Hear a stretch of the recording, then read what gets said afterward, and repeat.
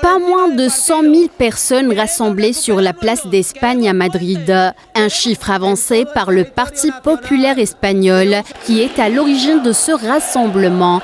Dirigé contre le Premier ministre espagnol Pedro Sánchez. Un seul mot d'ordre, Pedro Sánchez démission.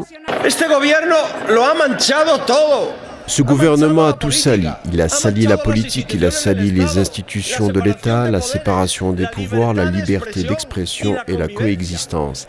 Il a tout rempli de corruption, d'égouts et de mensonges. Et alors, à quoi s'attendait-il? Que nous restions silencieux? Non, l'Espagne ne se taira pas.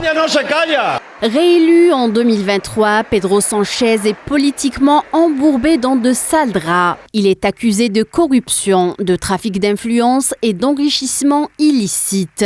Plusieurs membres de son entourage seraient impliqués dans ces affaires. La dégradation de la situation sociale en Espagne, notamment la baisse du pouvoir d'achat et l'augmentation du chômage, ont porté un coup fatal au mandat du Premier ministre socialiste espagnol. La gestion catastrophique des dernières inondations qui ont touché l'Espagne n'a fait qu'aggraver la posture de Sánchez. D'ailleurs, le leader du Parti populaire appelle à convoquer des élections anticipées. Señor Sánchez, deje de esconderse.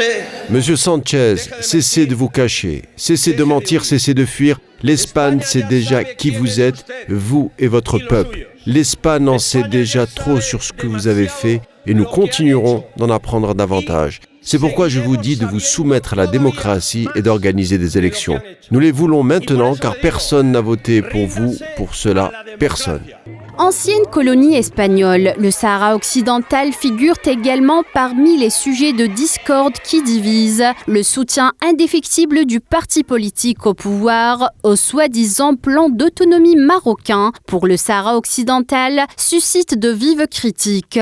Plusieurs partis politiques ont émis des réserves, y compris des militants au sein même du parti politique de Pedro Sánchez, dénonçant la rupture de la neutralité historique de l'Espagne qui s'alignait depuis la fin de la colonisation sur la position des Nations Unies en faveur d'un référendum d'autodétermination au profit du peuple sahraoui.